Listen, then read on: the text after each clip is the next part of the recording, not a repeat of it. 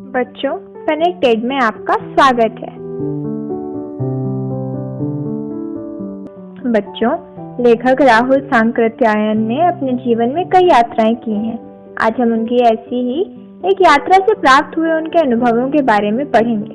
उस वक्त तिब्बत में भारतीयों को जाने की अनुमति नहीं थी, तो लेखक अपने साथी सुमति के साथ भिखमंगे का भेष बनाकर तिब्बत की यात्रा करने गए थे, जहाँ उन्हें नए अनुभव प्राप्त हुए तथा तिब्बत को करीब से जानने का मौका मिला।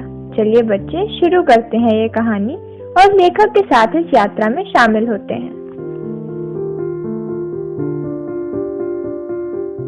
इस कहानी की शुरुआत लेखक और उनके साथी सुमति के तिब्बत यात्रा से होती है। तब तिब्बत जाने का एक ही रास्ता था जो नेपाल से होकर गुजरता था। ये व्यवहार ही नहीं, सैनिक रास्ता भी था। रास्ते में जगह जगह फौजी चौकियां और किले बने हुए थे, जो अब बिना सैनिकों के काफी जर्जर हो चुके थे। कुछ किले दुरुस्त हैं क्योंकि वहां किसानों ने बसेरा बना लिया था।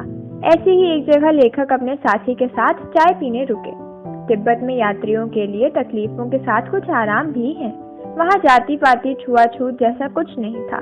उल्टा भिखमंगों को छोड़कर अपरिचित व्यक्ति भी सीधा घर में घुसकर घर की बहू या सास से चाय बनवा सकते थे। लेखक एक परित्यक्त चीनी किले में गए और अपने झोले से चाय निकाल कर दी और उन्हें उस घर की महिला ने वह चाय पकाकर दे दी।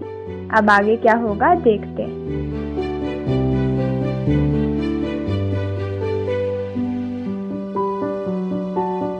चाय पीने के बाद लेखक अपने साथी के साथ वहां से चल पड़े।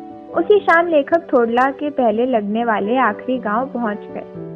यहाँ वह समिति से जान पहचान के व्यक्ति के यहाँ रुके, इसलिए भिखमंगे का भेष होते हुए भी ठहरने के लिए अच्छी जगह मिली। इस गांव के लोग शाम होते ही क्षण पीकर होशो हवास खो बैठते हैं, क्योंकि 5 साल बाद जब लेखक इसी रास्ते से लौटे थे तब वह भिखमंगे नहीं बल्कि एक भव्य यात्री के रूप में लौटे थे। लेकिन शाम के वक्त उन्हें विश्राम के लिए अच्छी जगह नहीं मिली। उन्हें गाँव की सबसे गरीब झोपड़ी में रुकना पड़ा था। यहाँ से लेखक झंडा थोडला के लिए रवाना हो गए। झंडा 16-17 हजार फीट की ऊंचाई पर होने के कारण तिब्बत में सबसे खतरनाक जगह है और यहाँ मीलों तक कोई गांव नहीं है। नदियों के मोड़ और पहाड़ी कोनों के कारण ये डाकुओं के लिए छुपने का सबसे सुरक्षित स्थान है। यहाँ डाकू यात्रियों को पहले गोली मारते हैं, फिर उन्हें लूटते हैं। लेखक भिखमंगे के भेष रखने के कारण डाकुओं को देखते ही कूची कूची एक पैसा चिल्लाते भीख मांगने लगे और बच गए।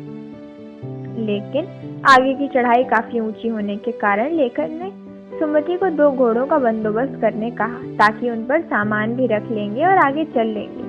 अब आगे क्या होता है देखते हैं।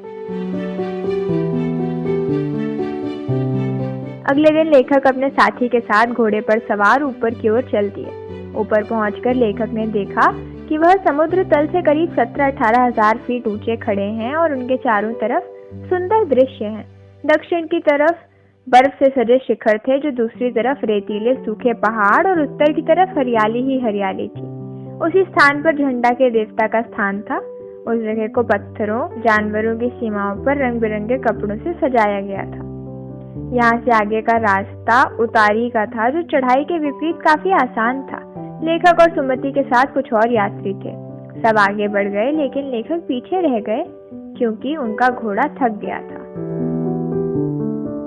घोड़े की सुस्ती के कारण लेखक काफी पीछे रह गए। आगे चलकर रास्ता 2 हिस्सों में फूट रहा होता है, तो लेखक ने बायां रास्ता ले लिया और 1 मील चलने के बाद एक घर में पूछने पर पता चला कि लड़कोर का रास्ता दाहिने वाला था। लेखक को गंतव्य स्थान पर पहुंचते पहुंचते संध्या हो गई, जहाँ सुमति उनका पहले से इंतजार कर रहे थे। लेखक को देख सुमति काफी क्रोधित हुए और कहा कि मैंने 2 डोकरी भर करें फू डाली, 3 बार चाय को गर्म किया। लेखक ने विनम्रता से अपनी आप बीती सुनाई तो सुमति का गुस्सा शांत हो गया। लड़कोर में भी सुमति के साथ वह एक अच्छी जगह ठहरे थे। उन्होंने पहले चाय सत्तू खाया और फिर रात को गर्मा गर्म थुक्पा पिया। अब आगे क्या होगा देखते हैं। अगले दिन लेखक और सुमति अपने सफर पर आगे बढ़ गए। वह पहाड़ों से घिरे टापू जैसे तिडरी के विशाल मैदान को पार करके पास के गांव में पहुंचे, जहां सुमति के पहचान के लोग थे। सुमति रास्ते भर अपने यजमानों को कपड़े की पतली पतली चीरी बत्तियों के गंडे भेंट दिया करते थे। तिब्बत में इसे बड़ा शुभ माना जाता है। सुमति यहाँ भी अपने यजमानों को गंडे भेंट करते हैं। अगले दिन सुबह लेखक और उनके साथी को निकलने में देर हो जाती है। तिब्बत में भी धूप बड़ी कड़ी होती है। लेखक को सुबह 10-11 बजे भी कड़ी धूप का सामना करना पड़ता है। लेखक सामान कंधे पर रख दोपहर की धूप में चले जा रहे हैं। उनका ललाट धूप में जल रहा है, फिर भी वह कंधे पर सामान, हाथ में डंडा लिए चले जा रहे हैं। सुमति उन्हें आदमी का बहाना कर शेखर विहार में ले गए। शेखर विहार काफी हरा भरा था, जहाँ खेती अधिक थी। तिब्बत में जमीन वहाँ के छोटे बड़े जागीरदारों में बटी हुई है, जिनकी जमीन का एक मोटा हिस्सा मठों के हाथ में होता है। हर जागीरदार कुछ खेती खुद भी करते हैं, जिसके लिए मजदूर और इंतजाम के लिए भिक्षु होते हैं। शेखर की खेती के मुखिया भिक्षु नमसे बड़े भद्र पुरुष थे। लेखक उनके साथ एक मंदिर में जाते हैं, जहाँ कंजूर की हस्तलिखित 103 पोथियां थी। वह बड़े मोटे कागज पर अच्छे से लिखी हुई थी। एक एक का वजन 15-15 सेर से कम नहीं होगा। लेखक उन्हें देख उत्सुक हो उन्हें पढ़ने बैठ जाते हैं और सुमति आसपास अपने यजमानों से भेंट करने चले जाते हैं। सुमति अपने यजमानों से भेंट कर दोपहर तक लौट आते हैं। तिडरी गांव वहां से अधिक दूर नहीं था, इसलिए दोनों अपना सामान उठाकर भिक्षु नमसे से विदा लेकर अपने सफर पर चल पड़ते हैं।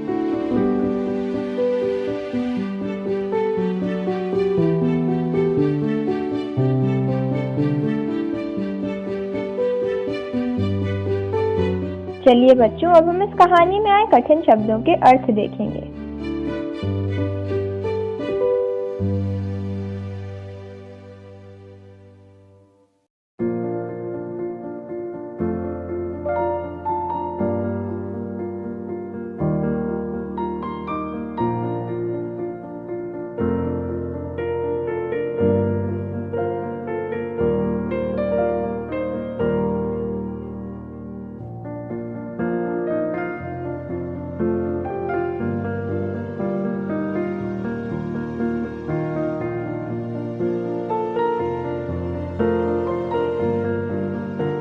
निम्नलिखित प्रश्नों के उत्तर लिखिए।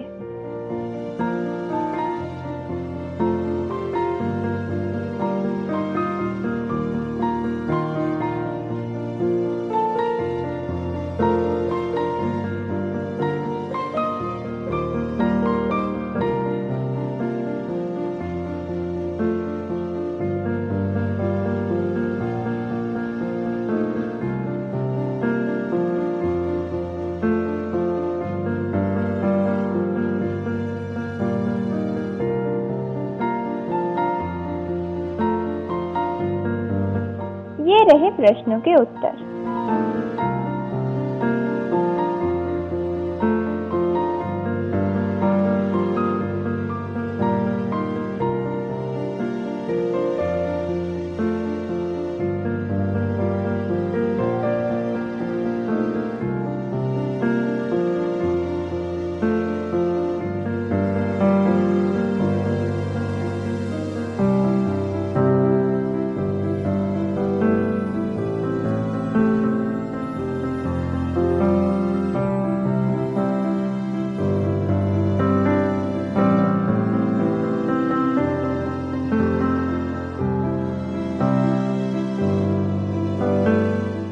तो बच्चों, हमारा आज का पाठ यहीं पर खत्म होता है। आशा है कि आपको मजा आया होगा। फिर दोबारा आएंगे एक नए पाठ के साथ। धन्यवाद।